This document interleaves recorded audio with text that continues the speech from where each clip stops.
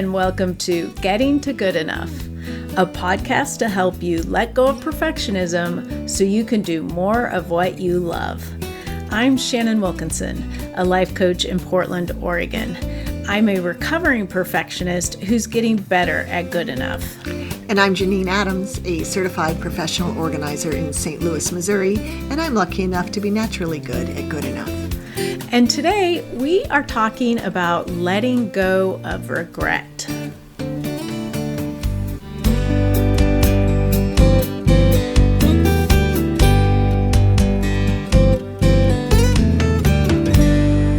Janine. Hey Shannon, how you doing? I'm doing all right. How are you? Well, I'm pretty good. I'm better than I was last week. Yeah? Yeah, because last week I caught COVID, and so I spent, I think today is day 5 of isolation, so I'm feeling better. Oh, that's good. Yes. And did you feel very sick? Not terribly sick. One day I felt pretty crappy, but the rest of the days I just sort of felt like I had a cold.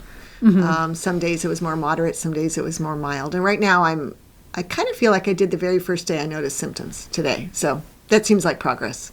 Yeah. But yeah, one day I even took a nap. I never take naps. You don't. That means that you needed it. That's right. And I think one night I slept 11 and a half hours. Wow. Or maybe it was 10 and a half. It was a lot of hours. Yeah. Yeah. More than you can count on 2 hands. Oh, yeah. I was like, wait a minute. How many fingers do you have? Hilarious. I was thinking, oh, no, I can count to 12 on 2 hands. So maybe I'm a little addled. I don't know. Well, I'm glad you're on the mend, and hopefully, you're thinking your cognitive parts will come back too. We'll find out. Yeah. Today we're talking about letting go of regret because as we're entering in the new year, we thought people might have regrets about what they did or didn't do in 2021, but I'm wondering if you have any more recent regrets related to COVID. Yeah, I regret going to a coffee shop, going to a restaurant, and drinking some coffee and talking with my employee, because I think that's where we caught it. She got it too. Yeah. Yeah. So you didn't get it from each other, but from other patrons? That's what I believe. And it's not based on any actual knowledge. Right. There was no contact tracing involved. Right. But that's just what I believe. Uh-huh. Because the people we worked together that day and the people we worked with have not gotten sick, nor the people we worked with the day before. And the coffee shop was after both those client appointments. Right. So... Right. Well, this Omicron is sneaky. Yes. But with that regret, one of the ways that makes it easier to let go of regret is to think about the thing or the situation that you are regretting and checking to see if to see what you can learn from that. And then when you sort of take on that learning, when you take that on board, and so you can move forward with it, it allows you to let go of that regret more easily. Well, that sounds amazing. Yeah. So, what did you regret having gone to that coffee shop. So what did you learn? Well, I think that I had let my guard down a bit about COVID, because it wasn't the first time I'd eaten in a restaurant since being fully vaccinated. And I didn't even really, I wore my mask getting the food and stuff, but I didn't even really get too concerned about it when we sat down and took off our masks. And then I also let my guard down with this group of men who came and sat near us talking loudly. I wish in the future, I suspect will get up and move in that situation. But it didn't even occur to me to do that. Right. Right. But now, going forward, you have that awareness. Right. And, you know that that there's things you can do if a situation changes. Right. Yeah, and that's really valuable information. And it's also makes me glad to share it, because maybe that will help give tweak somebody's brain if they're in a similar situation. A listener. Yeah, because I think it's easy to sort of not want to make waves, or not want to. I can't even think of what the phrase or word would be, but to not make a big deal out of something, or bring attention to yourself by making a change. Right. But in my case, in this particular situation, I needed to go another. It would have been progress for me to even have noticed it and thought about leaving. So if you recognize now that in the future you're going to be more aware of your environment and sort of your relative safety with other people, and that you can make a informed choice because you'll be gathering that information. How much easier is it for you to let go of that regret? It is easier. I feel like, there's learning here. I was also, as you were talking, I was thinking about how in the past, since I got vaccinated, I would maybe hesitate to say something to somebody, whose mask was below their nose or something, or maybe I would not give them as much distancing as I should in the grocery store, for example, because around here a lot of people don't want to wear masks. And now I feel like, okay, I will definitely I may not talk to them about it because that could be dangerous, but because I have to get close to do that, right. And also who knows what they'd say. But I think I will be more cognizant of social distancing as well. And both those things feel sort of like a really beneficial learning that helps me, I think, let go of the regret of it. It's just part of the experience, I guess. Yeah.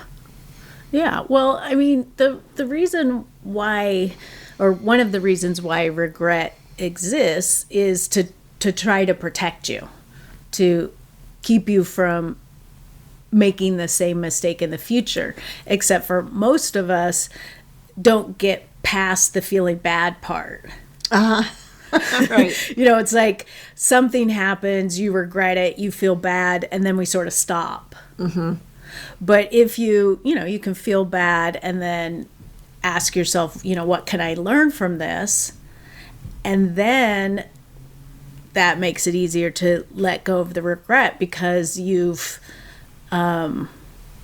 taken the purpose of the regret. You've sort of answered the purpose of the regret, or fulfilled the purpose of the regret. And do I need to sort of consciously tell myself, I'm going to let go of this regret, or once I've fulfilled the purpose of the regret, does it automatically go away? Let's check. Oh, okay. So when you think about that experience now, what is it like? Oh, wow. I feel a lot more generous toward myself.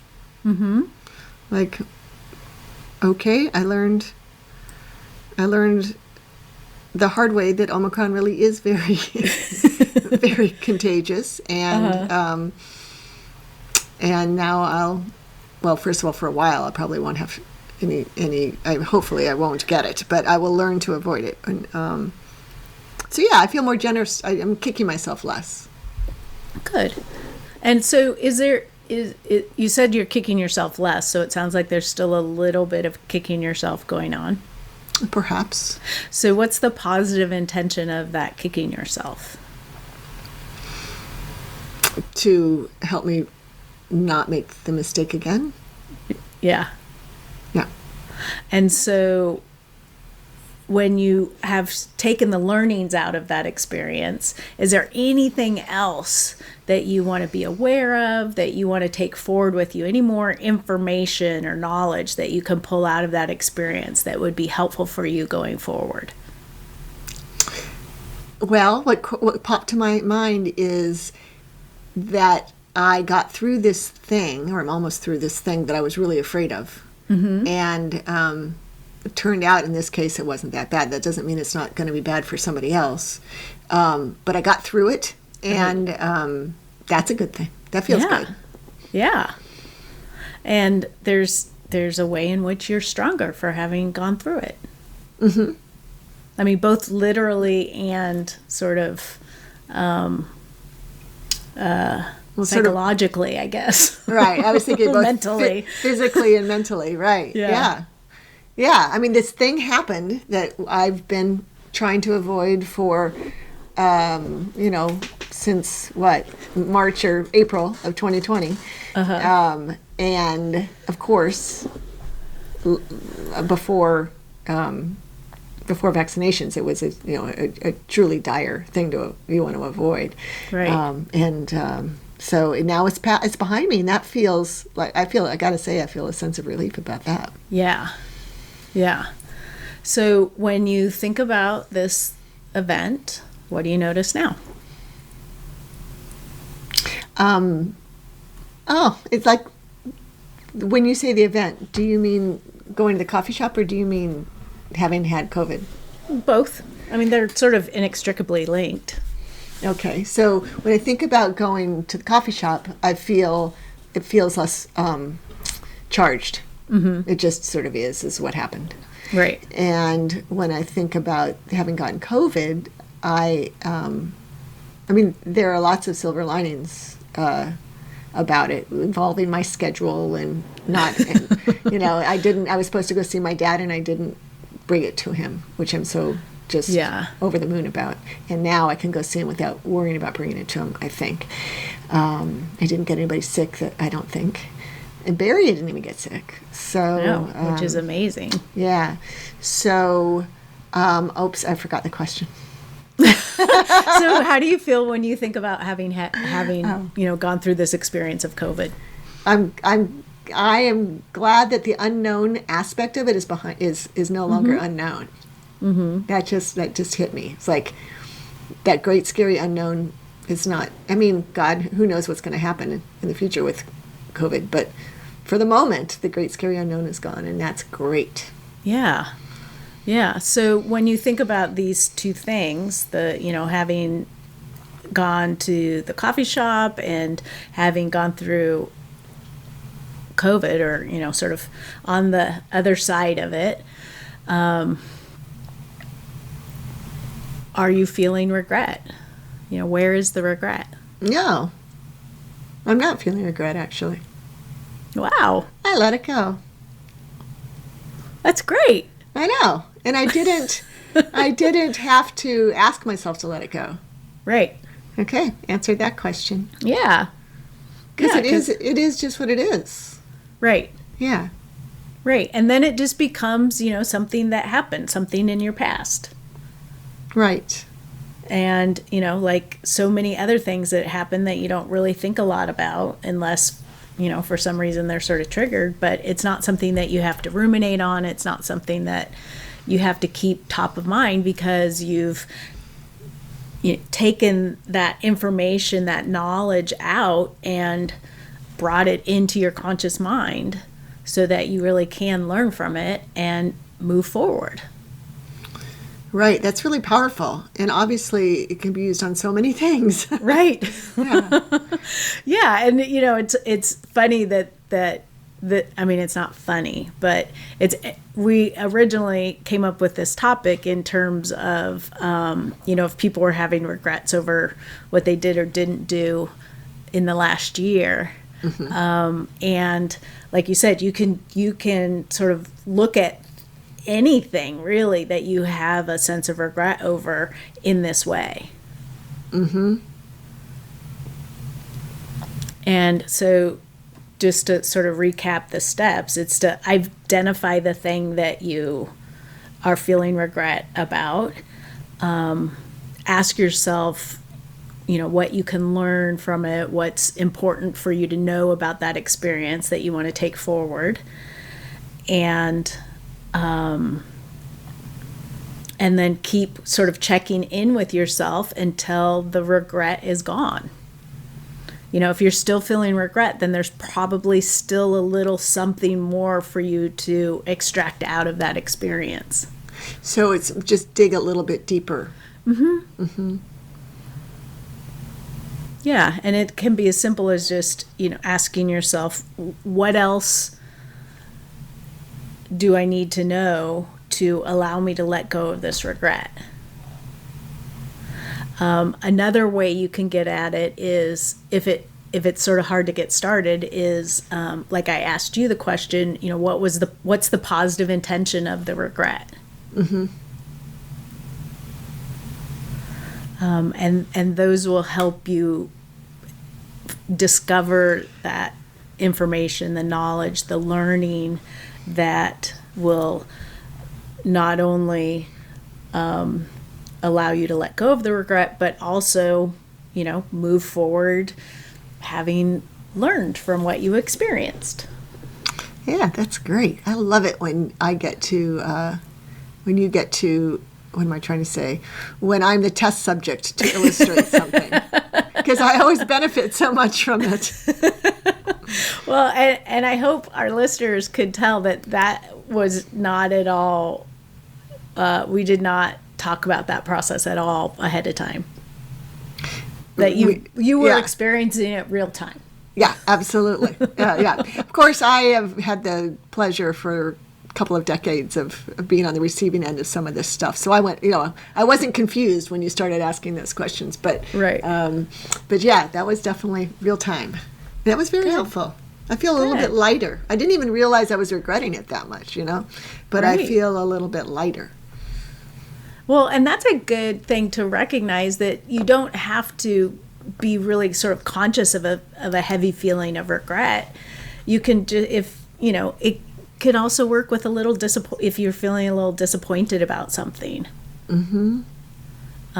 Like, if you set a resolution and then never thought about it again until this year, when you're like, oh, I didn't follow through on that. I probably won't follow through on this one, like I suck or whatever.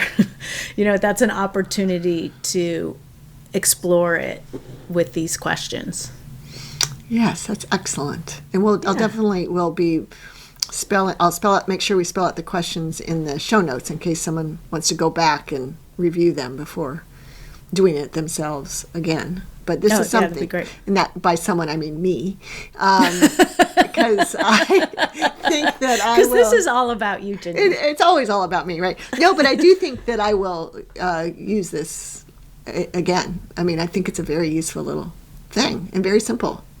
Yeah, and I mean, it's pretty amazing how different you feel when you didn't even realize that you were feeling that bad about it to begin with. Yeah, it's true. Yeah. So we would love to hear from you, our listeners. Do you have regrets that you want to let go of? If you give this process a try, we would love to hear about it. You can either message us directly at hello@gettingtogoodenough.com, or leave a voicemail at 413-424-GTGE. That's 4843. Or you can hit us up on social media on Facebook and Instagram. We're at Getting to Good Enough. On Twitter, we're at GTG Enough. Or you can always head over to the show notes at gettingtogoodenough.com and comment there. But until next time, this is Shannon Wilkinson in Portland, Oregon. And Janine Adams in St. Louis, Missouri. And we hope that good enough is getting easier for you.